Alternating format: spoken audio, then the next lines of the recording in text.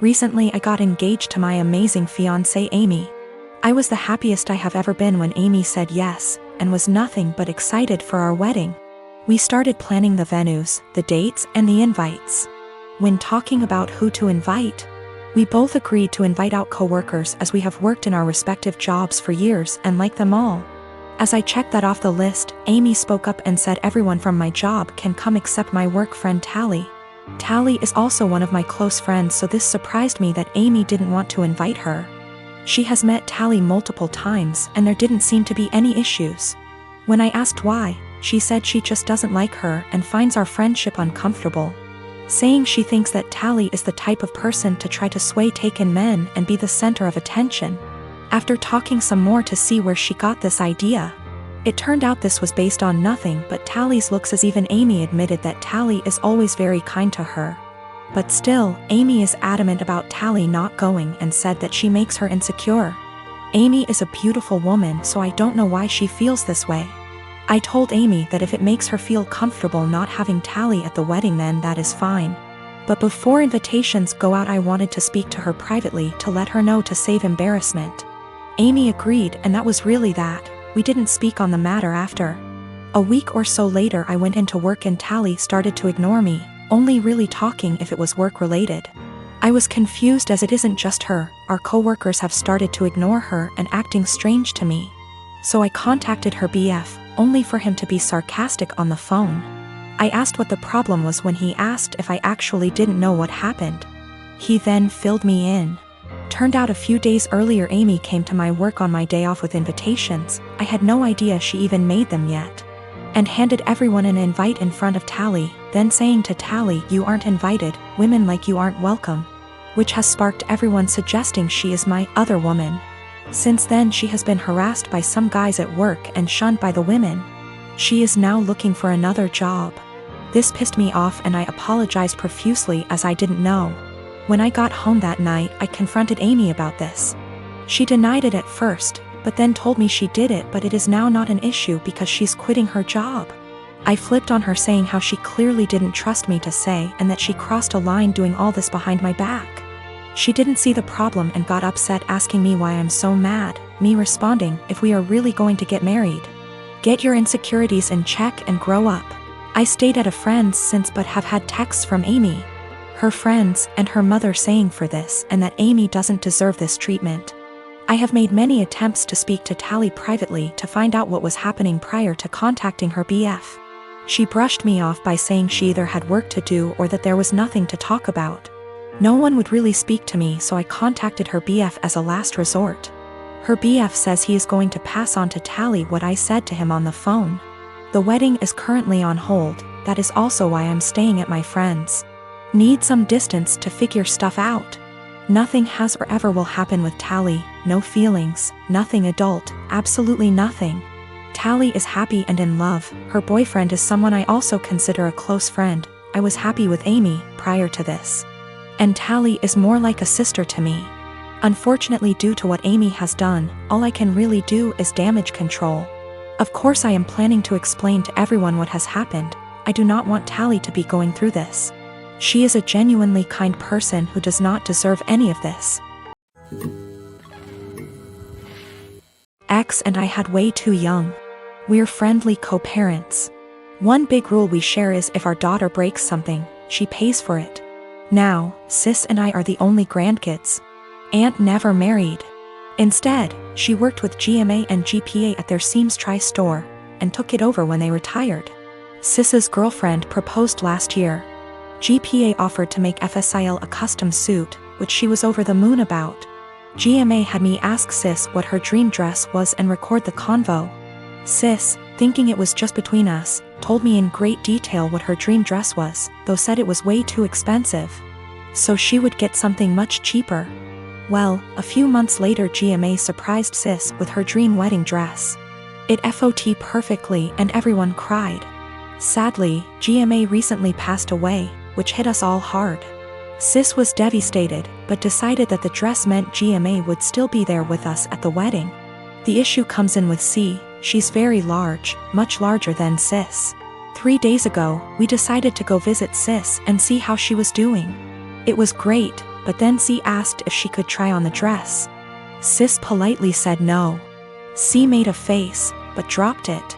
Later, we decided to go grab dinner. Sis and I went to pick up our orders, but C decided to stay and play with Sis's dog. We got back, and the dress was destroyed. C had apparently tried to get it on, popping some seams, and got stuck. Instead of waiting for help, she cut her way out. The dress was hacked to bits. Sis was devastated and asked us to leave. I grounded C and called Aunt with some pictures, asking if it could be saved. She said there was no. She said she'd make a new one, but it wasn't the same. Then she dropped the bomb on me. GMA had hand-sewed most of the dress, used super expensive fabric, and put almost 500 hours in making that dress. Since it was the only family wedding we'd have. In total, the dress cost $12,000, give or take. C has about $15,000 saved from various jobs, as well as winning writing competitions. This was supposed to help her in college. I took her to the bank and set in motion transferring all the funds, since as her parent I still have control over it. $12,000 to Aunt to pay for the new dress. $3,000 to my sister's wedding, as an emotional distress tax. I explained exactly why this was happening to C, but she sobbed the entire time, asking what was she supposed to do for college and saying it wasn't her fault. I told her she could get a job if she didn't get a scholarship. And it was her fault for trying on the dress after she'd been told no, and for not waiting until we got back. A few popped seams could have been fixed. Hacking the dress to pieces couldn't. C told my ex, and while she agreed C was in the wrong after the full story, said I shouldn't have ruined her future for a free dress. I reminded her of our rule, and she still thinks I'm wrong. $3,000, that was to make up to my sister that C destroyed the last gift our dead grandma ever gave her. I consider that part of the price of destroying the dress, since even if Aunt remakes it, it's lost a great deal of its sentiment value. I pointed out how young we has her because I wanted to explain how a 31-year-old has a 16-year-old kid. I do not resent having her. She's the best thing I've ever done. I also brought up C's size because Sis has Crohn's disease and thus is very tiny. The dress was made her for size, and C is much larger than Sis. I love C as she is, but just holding the dress up, it was clear it wouldn't fit. The money was C's have fun at college money, not her college fund. My ex and I are paying for whatever scholarships don't. When she was asking what she would do for college, she was asking what did she do for fun and to buy things we didn't pay for. I got off the phone with my ex. I sent her the pictures, and she freaked. She apparently didn't believe me when I said it had been hacked apart, and believed it was just a few torn seams. She was pretty much on my side after. She told me that she spent the day badgering our daughter, asking her why she did what she did. And finally she cracked and said she was mad that grandma wasn't alive to make her a dress, and that it was unfair. My sister got a free beautiful dress as a reminder when my daughter got nothing. Despite the many things she was given after the funeral. She tried it on, took it off when the seams popped, and then in anger hacked it apart. If she couldn't have a dress from grandma, no one could. Her own words. Honestly, knowing she did it on purpose has just made things worse. The fact that she could be so.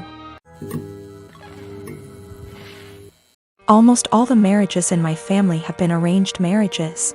My mom's marriage to my bio dad was an arranged marriage, but it ended up in a messy divorce and him completely abandoning us before I was even born. My mom had a love marriage the second time, despite the disapproval of her family, and has been much happier with my stepdad than she probably would have ever been with my bio dad. Because of this, my mom has always been very adamant that she would not try to force us, my siblings and I, into arranged marriages despite what the rest of our family thought. I've been with my fiancé for 3 years now. We got engaged 2 months ago. He's met my parents and siblings, but as far as the majority of my extended family were concerned, I was single until 2 months ago. Early last year, my fiancé dropped me off home after work one day and my uncle was there. My uncle is the oldest sibling my mom has, so he's seen as the head of the family. He thinks he has a say in what the rest of us do. It was obvious my uncle was pissed, and he ended up grilling my fiancé, and I assume he met his standards. A lot of arranged marriages are about what both families can gain from one another, so he told my mom to get us married quickly. He wanted to make it look like we had an arranged marriage before the rest of our family found out. My mom ignored him and told us to keep dating if it's what we wanted. Over the past year, he's mentioned me getting married to my mom every single time he's spoken to her. Apparently, my uncle assumed just because he'd given the order that we were going to get married soon. He told my cousin, his daughter, that I had agreed to an arranged marriage, and because I had and she was older, she should agree to the match he'd found her. My cousin never mentioned this to me, but she did agree to marry the man my uncle found for her. They got married late last year. They haven't had a good marriage and my cousin is very unhappy. Her husband is incredibly controlling and hardly ever lets her go anywhere without him or a member of his family. Last week, she was over at my house when my fiancé came over to drop some of the clothes I'd left at his place over. When I told my family about my engagement, they all assumed it was an arranged marriage and I didn't bother clarifying because it really isn't anyone's business.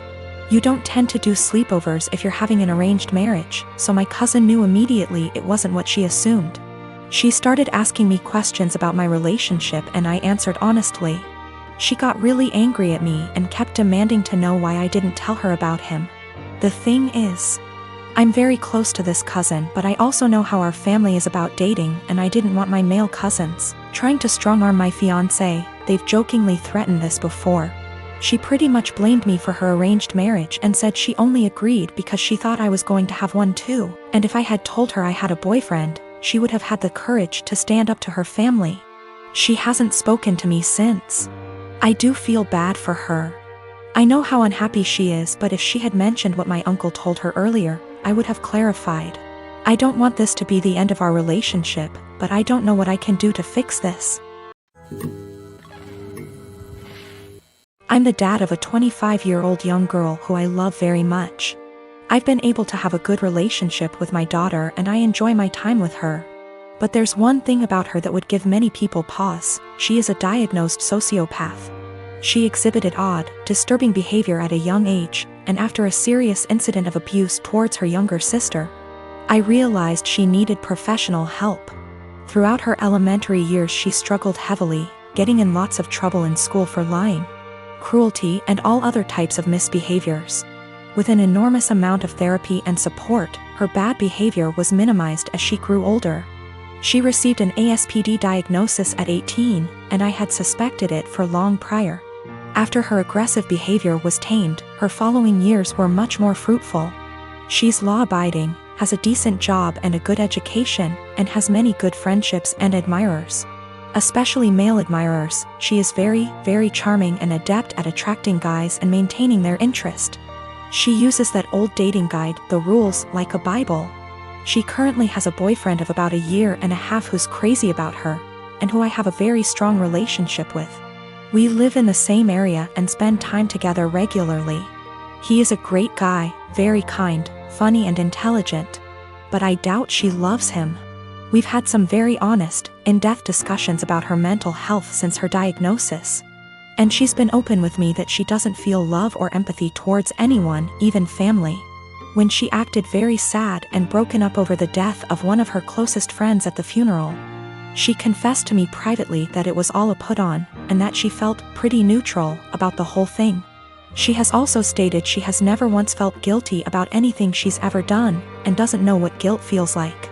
While she enjoys being around her boyfriend and is sexually attracted to him, I highly doubt she feels much of anything towards him love-wise. Her boyfriend, who might propose soon, has no idea about her diagnosis. And she's been very upfront with me that she has no plans to ever tell him, thinking it'll scare him away. I've made it clear to her that she needs to tell him the truth before they marry. That he has the right to know and consider it, or I will, to which she always responds, "I know you wouldn't dare." I really like and respect this young man, and would feel awful keeping this secret from him, and letting him walk into a marriage without this piece of knowledge. I'm not trying to sabotage my daughter's future. Maybe her boyfriend's love of her personality and other aspects is enough that it won't end the relationship. It's his decision to make, but he deserves all the facts. Someday he's bound to find out she's a bit off. It can't be kept a secret forever.